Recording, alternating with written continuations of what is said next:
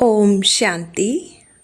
मीठे मीठे रूहानी भाई बहनों, आप सभी का मुरली के मीठे वचन चैनल पर हार्दिक स्वागत है। आशा है आप सभी शिव बाबा की याद में स्वस्थ, प्रसन्न और शक्तिशाली होंगे। एक बार फिर आप सभी का दिल से धन्यवाद। आप सभी रोज़ मुरली सुनते हो, कमेंट करते हो और बाबा के ज्ञान को आगे भी पहुंचा रहे हैं। यही सच्ची सेवा है। आज की मुरली में बाबा हमें बहुत ही सुंदर शिक्षा देते हैं कि अपना स्वभाव इतना मीठा बनाओ कि हर आत्मा को आपसे सुख और शांति का अनुभव हो।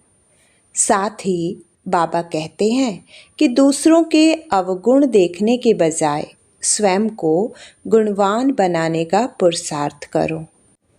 तो आइए आज की मुरली के कुछ अनमोल महावाक्यों पर मनन करते हैं।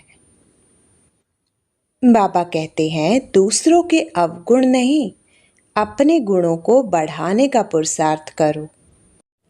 मीठा स्वभाव ही सच्ची सेवा का आधार है। हर आत्मा के प्रति प्यार और सम्मान की दृष्टि रखो। संपूर्ण समर्पण ही संपूर्णता का मार्ग है। बाबा कहते हैं, जो मन को वश में कर लेता है वही मन मनाभव की स्थिति में रह सकता है। ये सब थे आज की मुरली के कुछ महावाक्य। अब सुनते हैं 6 अगस्त 2026 की अमृतवाणी। बट उससे पहले सच्चे दिल से बाबा को याद करके कमेंट में ओम शांति जरूर लिखिएगा। और हाँ, मुरली को अंत तक जरूर देखिएगा और इसे शेयर कीजिएगा, क्योंकि बाबा चाहते हैं जो ज्ञान होता है वो अपने तक ही नहीं दूसरों तक भी पहुंचाना है। तो कमेंट करके हमें बताइएगा कि किस किस ने इस वीडियो को, इस मुरली को शेयर किया। मीठे बच्चे, अपने आप से वादा करो कि हमें बहुत बहुत मीठा बनना है। सबको सुख की, प्यार की दृष्टि से देखना है। किसी के नाम रूप में नहीं फंसना है। प्रश्न: योग की सिद्धि क्या है? पक्के योगी की निशानी सुनाओ। उत्तर: सब कर्मेंद्रियां बिल्कुल शांत, शीतल हो जाएं। यह है योग की सिद्धि। पक्के योगी बच्चे वह जिनकी कर्मेंद्रियां जरा भी चंचल न हो। रिंचक भी किसी देहधारी में आँख न डूबे। मीठे बच्चे, अब तुम जवान नहीं, तुम्हारी वानप्रस्थ अवस्था है।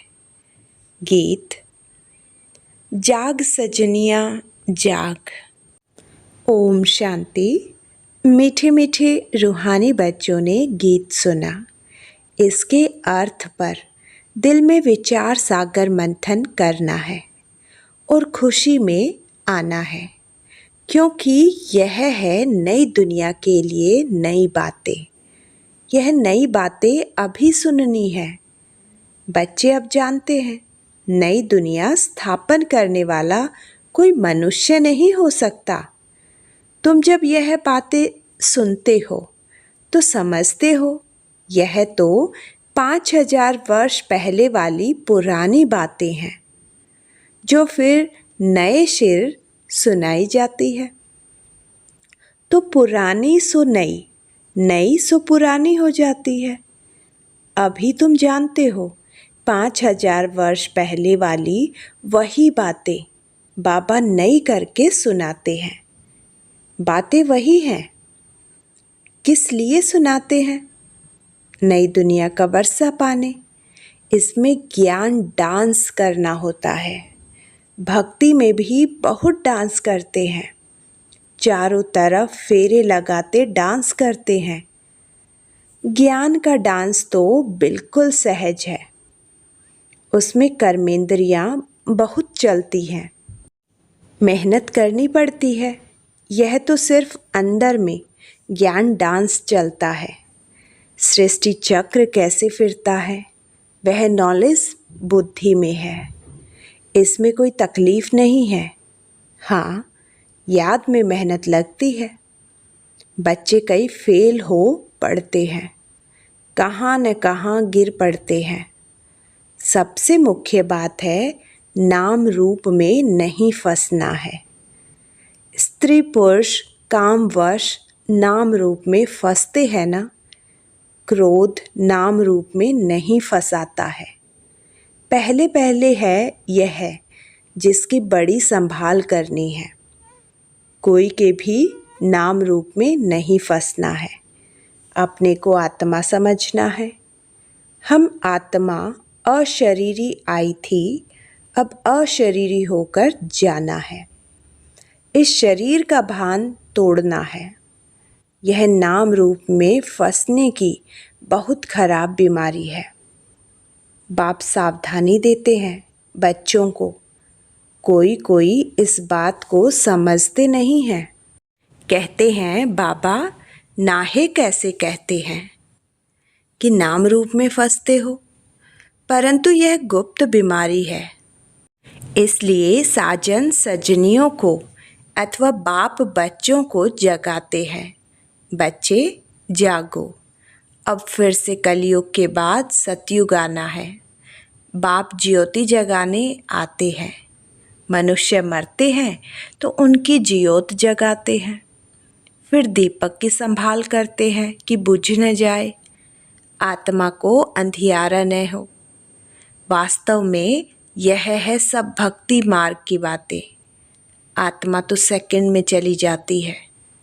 कई लोग ज्योति को भी भगवान मानते हैं। ब्रह्मा को बड़ी ज्योति कहते हैं। ब्रह्मा समाजियों का मंदिर होता है जहाँ रात दिन ज्योति जगती है। कितना खर्चा होता है, फालतू घृत जाता है। यहाँ वह कुछ भी डालने का है नहीं।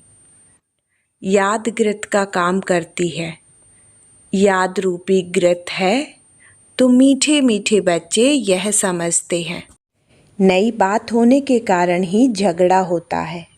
बाप कहते हैं मैं आता हूँ स्वीट चिल्ड्रन के पास, भारत में ही आता हूँ। अपना जन्म देश सबको प्यारा लगता है ना। बाप को तो सब प्यारे लगते हैं, फिर भी मैं अपने भारत देश में ही आता हूँ। गीता में अगर श्री कृष्ण का नाम नहीं होता तो सब मनुष्य मात्र शिव बाबा को मानते। शिव के मंदिर में कितने जाते हैं। बड़े ते बड़ा मंदिर सोमनाथ का था। अभी तो कितने ढेर के ढेर मंदिर बने हैं। श्री कृष्ण को इतना सब मानते नहीं जितना बेहद के बाप को मानते हैं। तो इस समय तुमको इन जैसी प्यारी वस्तु और कोई है नहीं। इसमें साकार की महिमा कोई है नहीं। यह तो निराकार की महिमा है जो अभोक्ता है। जबकि बेहद का बाप स्वर्ग का रचयिता है, तो उससे स्वर्ग का वर्षा लेने का पुरुषार्थ करना चाहिए ना। आजकल करते करते काल खा जाएगा, समय बाकी थोड़ा है। बाप से वर्षा तो ले लो। जब प्रोब लिखते हैं तो उस समय समझाना भी है।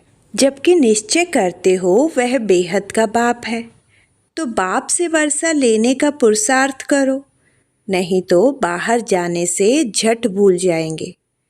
बाप तो कल्याणकारी है ना। कहते हैं इस योग से ही तुम्हारे सब दुख 21 जन्म के लिए दूर होने हैं। बच्चियां घर में भी समझाती रहें कि अब सब दुख दूर करने वाले बेहद के बाप को याद करने से ही तमो प्रधान से सतो प्रधान बन जाएंगे।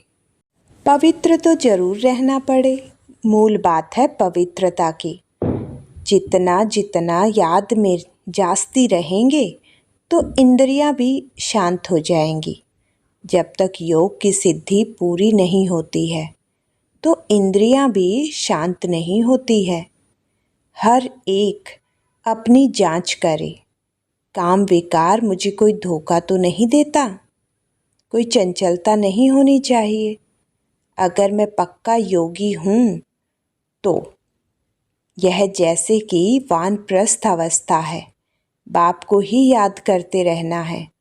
बाप सब बच्चों को समझाते हैं, जब तुम अच्छे योगी बनेंगे, कहीं भी आँख नहीं डूबेगी, तो फिर तुम्हारी इंद्रियां शांत हो जाएगी। मुख्य है यह जो सबको धोखा देती है। योग में अच्छी रीति अवस्था जम जाएगी तो फिर महसूस होगा हम जैसे जवानी में ही वानप्रस्थ अवस्था में आ गए हैं। बाप कहते हैं काम महाशत्रु है, तो अपनी जांच करते रहो। जितना याद में रहेंगे उतना कर्मेंद्रियां शांत हो जाएगी और बहुत मीठा स्वभाव बन जाएगा। फील होगा मैं पहले कितना कड़वा था, अब कितना मीठा बन गया हूँ। बाबा प्रेम का सागर है ना, तो बच्चों को भी बनना है। तो बाबा कहते हैं सबके साथ प्यार की दृष्टि रखें। अगर किसी को दुख देंगे तो दुखी होकर मरेंगे, इसलिए बहुत मीठा बनना है। बाबा कहते हैं मैं रूप बसंत हूँ ना। बाबा से कितने अमूल्य ज्ञान रतन मिलते हैं जिससे तुम झोली भरते हो। वो लोग फिर शंकर के आगे जाकर कहते हैं भर दे झोली। उनको यह पता नहीं कि शंकर झोली भरने वाला नहीं है। अभी तुम समझते हो ज्ञान सागर बाबा हम बच्चों की ज्ञान के रत्नों से झोली भरते हैं। तुम भी रूप बसंत हो, हर एक की आत्मा रूप बसंत है। अपने को देखते रहो हम कितना ज्ञान रत्न धारण कर और ज्ञान डांस करते हैं अथवा रत्नों का दान करते हैं। सबसे अच्छा रतन है मन मनाभव। बाप को याद करने से बाप का वर्षा पाते हो। जैसे बाबा में ज्ञान भरा हुआ है, वैसे बाप बैठ बच्चों को आप समान बनाते हैं। गुरु लोग भी आप समान बनाते हैं। यह है बेहद का बाप जिसका रूप बिंदी है। तुम्हारा भी रूप बिंदी है। तुमको आप समान ज्ञान का सागर बनाते हैं। जितनी धारणा करेंगे कराएंगे वह समझे हमारा ऊंच पद है। बहुतों का कल्याणकारी बनेंगे तो बहुतों की आशीर्वाद मिलेगी। बाप भी रोज सर्विस करते हैं ना। यह गुलजार बच्ची है, कितना मीठा समझाती है, सबको पसंद आता है। दिल होती है ऐसी ब्राह्मणी हमको मिले। अब एक ब्राह्मणी सब जगह तो नहीं जा सकती है। फिर भी बाबा कहते हैं जो समझते हैं मैं अच्छा समझाती हूँ तो उनको ऑल राउंड सर्विस करनी चाहिए। आप पे ही शौक होना चाहिए मैं सेंटर्स पर चक्कर लगाऊं। जो समझते हैं मैं बहुतों का कल्याण कर सकती हूँ, मेरी अच्छी खुशबू निकलती है, तो शौक होना चाहिए। 10-15 दिन जाकर सेंटर्स से चक्कर लगा आऊं। एक को देखकर फिर और भी सीखेंगे। जो करेगा सो पाएगा। यह सर्विस बहुत कल्याणकारी है। तुम मनुष्यों को जीवदान देते हो, यह बड़ा उत्तम ते उत्तम काम है। धंधे वाले भी युक्ति से टाइम निकाल सर्विस पर जा सकते हैं। सर्विस से बल को तो बाप प्यार भी करेंगे, परवरिश भी करेंगे। जिनको सर्विस का शौक होगा वह सर्विस बगैर रह नहीं सकेंगे। बाप मदद भी करते हैं ना। बच्चों को बहुत रहमदिल बनना है। बेचारों की बहुत दुखी जीवन है। तुम जिये दान देते हो, जिसको अविनाशी ज्ञान रत्नों का दान करना। इन जैसा सर्वोत्तम ज्ञान दान कोई है नहीं। बहुत रहम दिल बनना है। ब्राह्मणी कमज़ोर होने के कारण सर्विस ढीली हो पड़ती है, इसलिए अच्छी टीचर की मांगनी करते हैं। जब भी विचार आए तो चले जाना चाहिए। बाबा कौन सा सेंटर ठंडा है, हम जाकर चक्कर लगा आएं। प्रदर्शनी के चित्र भी हैं, चित्र पर जास्ती अच्छी रीति समझेंगे। ख्याल चलाना चाहिए, हम सर्विस कैसे बढ़ाएं। बाप भी सबका जीवन हीरे जैसा बनाते हैं। तुम बच्चों को भी सर्विस करनी है। वंदे मातरम गाया जाता है, परंतु अर्थ नहीं समझते हैं। पतित मनुष्यों की अथवा पृथ्वी आदि की कभी वंदना नहीं की जाती। यह तो 5 तत्व हैं, उनकी क्या वंदना करेंगे। 5 तत्वों से बना हुआ शरीर है, तो शरीर की पूजा करना हो गई भूत की पूजा। शिव बाबा को तो शरीर है नहीं, उनकी पूजा है सबसे उत्तम। बाकी है मध्यम। आजकल तो मनुष्यों को भी पूजते रहते हैं, वह है पतित। महान आत्माएं तो देवताएं होते हैं, सन्यासियों से वह जास्ती पवित्र हैं। अभी तुम बच्चे जानते हो हम देवता बन रहे हैं। बाप हमको यह अविनाशी ज्ञान रत्न दान करना सिखलाते हैं। इन जैसा ऊंच दान और कोई होता नहीं। एक बाप को ही याद करना है। शिव और लक्ष्मी नारायण के चित्र तो हैं, हर एक अपने घर में लगा दे तो याद रहेगा। शिव बाबा हमको यह लक्ष्मी नारायण बनाते हैं। इस समय तुम बन रहे हो। स्वर्ग का रचयिता है ही शिव बाबा, सतयुग में तो नहीं वर्षा देंगे। इस अंतिम जन्म में शिव बाबा कहते हैं, मुझे याद करो तो तुम यह बनेंगे। और सब बातें छोड़कर बस सर्विस और सर्विस। बाप को याद करते हो, यह भी बड़ी सर्विस करते हो। तत्व आदि सब पावन बन जाते हैं। योग की महिमा बहुत भारी है। दुनिया में योग आश्रम तो बहुत हैं, परंतु वह सब हैं जिस्मानी हठ योग। तुम्हारा यह है राजयोग, जिससे तुम्हारा बेड़ा पार हो जाता है। उन अनेक प्रकार के हठ योग आदि से सीढ़ी उतरते आए हो। मूल बात है याद की, देखना है हमारा मन कहाँ विकार तरफ तो नहीं जाता है। विकारी को ही पतित कहा जाता है, अर्थात कोड़ी मिसल। विकार में गिरने से अपना ही नुकसान कर देंगे। जो करेगा सो पाएगा। बाप देखे व ना देखे, अपने को चेक करना है। हम बाप की सर्विस करते हैं, हमारे में कोई अवगुण तो नहीं है। अगर है तो निकाल देना चाहिए। अपने से अवगुणों को निकालने के लिए बाप बहुत समझाते रहते हैं। निर्गुण का भी अर्थ कोई नहीं समझते। निर्गुण बालक की मंडली क्या कर सकेगी, जिसमें कोई गुण ही नहीं है। बिगैर अर्थ जो आया सो कह देते हैं। अनेक मत है ना, तुमको एक मत मिलती है, जिससे तुमको तो अथाह खुशी होनी चाहिए। बाप सिर्फ कहते हैं मुझे याद करो और कमल फूल समान बनो। मनसा वाचा कर्मणा पवित्र बनो। तुम बच्चे जानते हो हम ब्राह्मण श्रीमत पर अपने ही तन मन धन से अपनी ओर सारे विश्व की सेवा कर रहे हैं। बाप आएंगे तो भारत में ना, तुम पांडव भारत को स्वर्ग बनाने की सेवा कर रहे हो।